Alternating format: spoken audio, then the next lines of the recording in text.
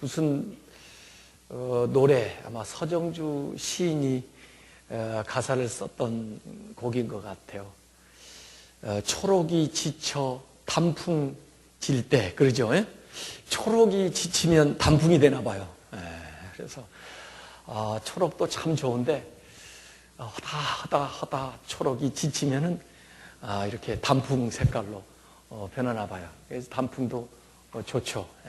그래서 붉게 물들면서 멋있게 이제 이파리를 떨어뜨리고 그렇게 해야 이제 겨울 나고, 그 다음에 이제 또 새해 파릇파릇하게 이제 새싹이 돌아오죠.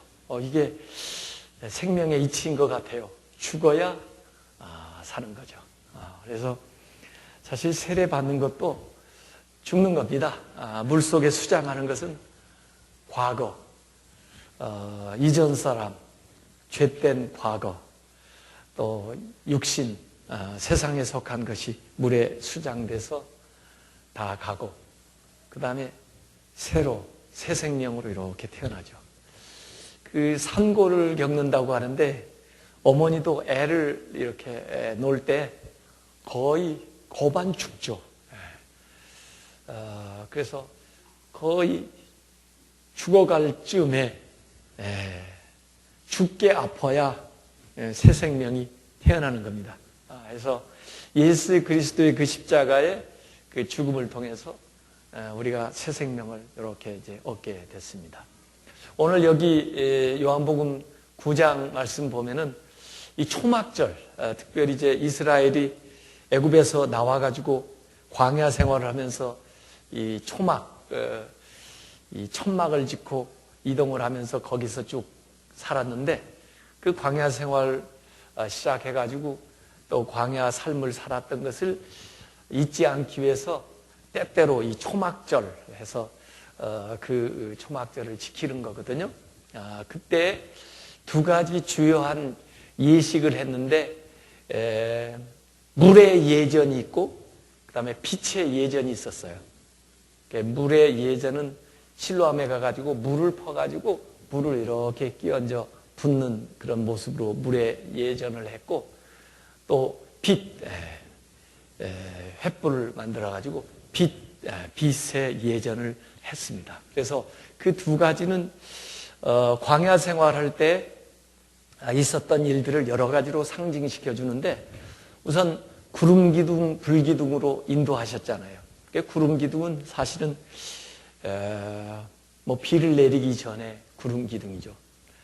또 불 기둥은 역시 어두운 또는 추울 때 이 따뜻한 것을 또 길을 밝혀주는 그런 역할을 했어요. 그래서 구름 기둥, 불 기둥을 따라서 그 길 없는 또 물 없는 그 광야를 그걸 따라서 오면서 물도 마시고 또 길을 내어 가지고 쫙 문제없이 걸어 나왔죠. 그래서 그 물의 예전, 불의 예전을 이 초막절에 하는 겁니다.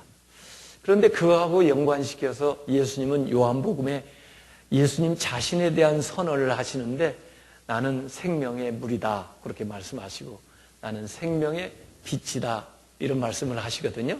그래서 결국 초막절에, 아니 그 광야에서 우리가 인생을 살아가면서 결국 주님이 우리의 구름 기둥이 되시고 불 기둥이 되시는구나. 그 광야에서 주님이 우리에게 목마름을 해결시켜 주시는 생수시고, 또 갈 길을 모르는 우리에게 길을 비춰주시는 빛이시구나 하는 것들을 이렇게 이제 아는 겁니다. 근데 그것을 총괄적으로 나타낸 사건이 오늘 요한복음 9장에 나오는 실로암 사건이에요. 그 실로암에 이 맹인이 되어가지고 보지 못하는 사람, 사실 눈이 멀어서 보지 못하는 것도 그렇지만은 아무리 눈이 있다고 해도 빛이 없으면 볼 수가 없어요. 그래서 사실 이 사람이 보게 되는 것은 빛 대신 주님을 통해서 보는 거거든요. 그래서 빛의 예전의 아주 정확한 의미를 이 실로암에서 이제 보여주는 겁니다. 더구나 역시 물의 예전도 여기 정확한 의미를 여기에서 보여주는데, 그 당시에 그 예루살렘에서 예수님께서 그 사역을 하시면서 다른 데에서는 많은 이적들이 일어났는데 유독 예루살렘 안에서는 별로 이적이 나타나질 않아요. 아마 예수님이 별로 행하지 않으신 것 같아요. 아마 그들이 믿음이 없어서도 그럴 거고 또 여러 가지 의미가 있을 텐데, 딱 2번 이적이 일어났습니다. 예루살렘 안에서는.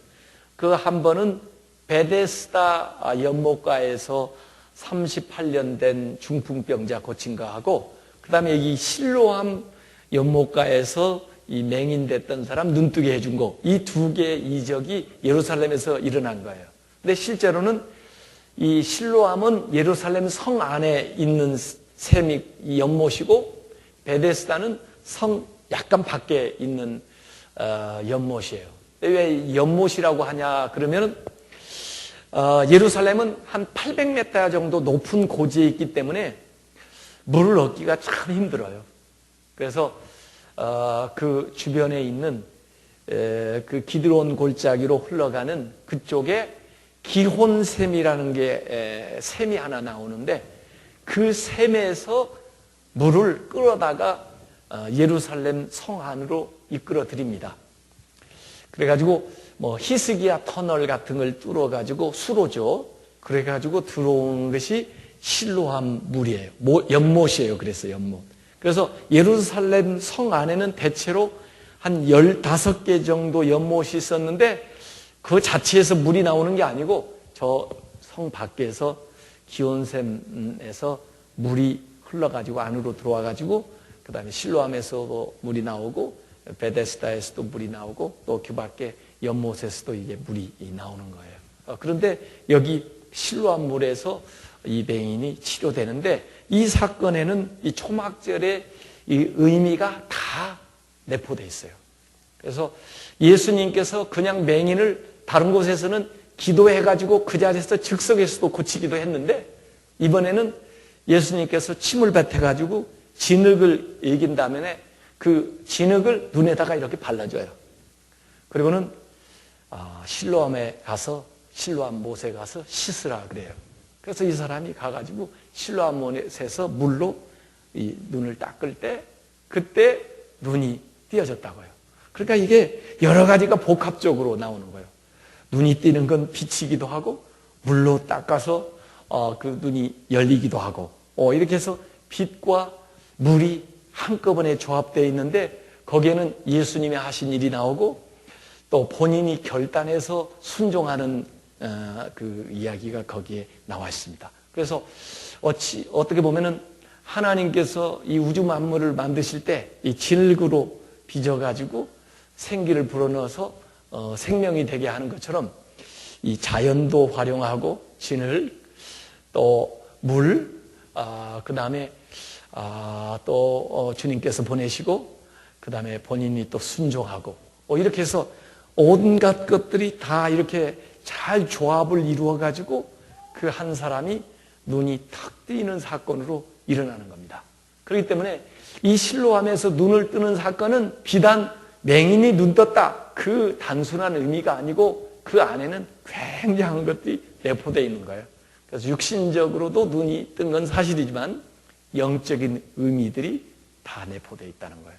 그래서 주님은 진짜 우리에게 빛을 주는 분이시다 하는 것을 이 사건을 통해서 보여주고, 주님은 우리의 모든 허물과 또 우리의 연약한 것과 우리의 불완전한 모든 것들을 이렇게 제거하시고 우리로 하여금 새로운 피조물로 다시금 살아갈 수 있게 만드는 생명의 물이다. 이게 여기 다 들어가 있네요. 그래서 생명의 빛, 생명의 물, 이 예수님이 자기 선언을 했던 이 요한복음의 그 의미들이 이 사건에 그대로 오롯이 담겨가지고 턱 드러나온 거예요. 그래서 이 사건은 참 놀라운 겁니다. 그래서 이 일 때문에 요한복음 9장뿐만 아니라 계속 논쟁을 벌이는 거예요. 다른 사람들이 너 왜 안식일에 눈을 떴어? 뭐 그리고 누가 떴어? 뜨게 만들었어? 뭐 가지고 논쟁을 다 벌이는데 결국은 이 눈을 뜬 사람이 그분이 주님이시라고 하는 것을 이제 증언하게 되고 그 다음에 주님께서는 이 육신의 눈만 뜨게 하는 분이 아니라 정말 우리에게 생명의 빛을 주시는 분이라 하는 것을 증언함으로써 이 사건이 그렇게 이제 활용이 되는 겁니다. 그래서 오늘 세례를 하면서 제가 이 말씀을 채택한 의미는 그런 것이에요. 주님께서 우리에게 생명의 빛이 되셔서 이전에는 제대로 보지 못하고 살아갔지만은 주님을 통해서 우리의 눈이 열려서 새로운 세상 또 주님이 약속하신 그런 생명의 빛을 보게 되었다. 이런 겁니다. 또는 주님께서 생명의 물이 되셔서 우리의 연약한 거, 우리의 병든 거, 우리의 부단전했던 또 과거에 속했던 모든 것들을 다 씻어내고 그리고 우리로 하여금 이제는 새로운 피조물로서 새로운 인생을 시작할 수 있도록 길을 열어 주셨다. 이런 겁니다. 그래서 오늘 세례 받으신 분들은 참 복된 분이세요. 그래서 우리 아이들이 됐든 어른이 됐든 지금까지 얼마큼 살았든 상관없이 오늘 다시 거듭난 겁니다. 오늘 새 생명을 얻은 것입니다. 그 생명은 주님을 통해서 온 생명이고 그 생명은 앞으로 주님의 영광을 위하고 또 주님께서 우리에게 주신 사명을 감당하라고 주어진 이 생명이라는 것을 이렇게 우리가 믿으면서 생명의 빛이신 예수님, 생명의 물이신 예수님을 증언하고 또 나누는 그런 복된 삶을 사시길 바랍니다. 그래서 오늘 추수감사주일에 이렇게 영혼의 추수 하나님 앞에 우리가 아름답게 이렇게 올려드려서 너무 감사하고요. 오늘 예배 마친 다음에는 우리만 이거 알고 있으면 안 되잖아요. 사람들에게 알려줘야지. 다른 사람에게 알려줄 때 우리의 기쁨도 더 배가가 되는 거예요. 초막절 행사를 하고 하는 의미는 전부 다 간증하는 거예요. 다른 사람들에게. 자, 우리가 이런 구원 받았다. 우리가 이런 은혜를 받았다. 너희들도 이 은혜 받아라. 너희들도 이 구원 받아라. 이게 절기를 지키는 제 정신입니다. 그래서 오늘은 여기 끝나고 나갈 때 이웃에게 나눠줄 가래떡을 준비했대요. 가래떡을. 그래서 여러분들이 한 분도 빠짐없이 거기에 좀 같이 참여해가지고 이웃에게 나오는데 떡을 줄 때 이게 웬 떡이야? 그러면 웬 떡인지를 설명을 해주세요. 그게 웬 떡이냐면 이 예수님이 생명의 떡이라는 의미야. 그렇죠. 나는 생명의 떡이라 그랬잖아요. 예수님이 생명의 떡이라는 거야. 이 떡을 먹으면은 저녁에 또 다시 먹어야 되지만은 사실 내가 이 떡을 통해서 당신에게 주고 싶은 것은 영원한 생명의 떡인 예수님이야. 예수님을 당신이 먹으면은, 예수님을 당신이 모시기만 하면은 당신 마음에 평안을 얻게 되고 진짜 생명을 얻게 돼. 우리가 그걸 감사하는 게 오늘 추수감사주일인데 내가 당신한테 그 소식을 전하려고 이 떡을 가져온 거야. 그래서 이 떡만 먹지 말고 예수님도 제발 잡수셔. 이렇게 해가지고 전도를 해서 그분이 그래 난 이 떡만 먹지 않고 그 다음 주에는 가서 진짜 생명의 떡을 먹을래. 그러면 이제 다음 주에 이렇게 모시고 오는 겁니다. 그래서 이스라엘 사람들이 그 광야에서 만나를 먹었던 그 경험, 구름 기둥과 불 기둥으로 인도함을 받았던 그 체험을 여기 요한은 요한복음에 나는 생명의 떡이다. 그 만나를 먹었어도 다 죽었지 않니? 생명의 떡을 먹는 사람, 그걸 하나님이 가르쳐주기 위한 것이었는데 그 사람들은 영원히 죽지 않을 것이다. 나는 생명의 물이다. 광야에서 아무리 샘물을 먹었어도 그들이 다 죽었지 않니? 그러나 진짜 물은 나다. 나를 먹는 사람은 영원히 목마르지 않는다. 나는 생명의 빛이다. 세상에 눈 떴다고 다 보는 게 아니야. 나를 통해 봐야 진짜 보는 거야. 지금 이 맹인뿐만 아니라 너희 본다는 사람도 사실은 제대로 못 보는 거야. 맹인이었으면 오히려 나와서 나 좀 보게 해주세요. 그럴 텐데 너희들이 육신적으로 본다고 그것 때문에 나한테 와서 기도를 안 해. 나한테 구워지를 않아. 그러니 사실 이 맹인이 아니라 너희들이 못 보는 거야. 그러면서 생명의 빛이라는 얘기를 해주시거든요. 그래서 이 요한복음은 아주 기가 막힌 복음을 우리에게 이렇게 전해주고 있는 것입니다. 그래서 오늘 이 생명의 떡, 이 생명의 빛, 이 생명의 물, 이것들을 잘 알고 있는 여러분들이 나아가서 그 가래떡을 가지고 주님을 증언하시기를 주님의 이름으로 축원합니다. 네, 기도하겠습니다.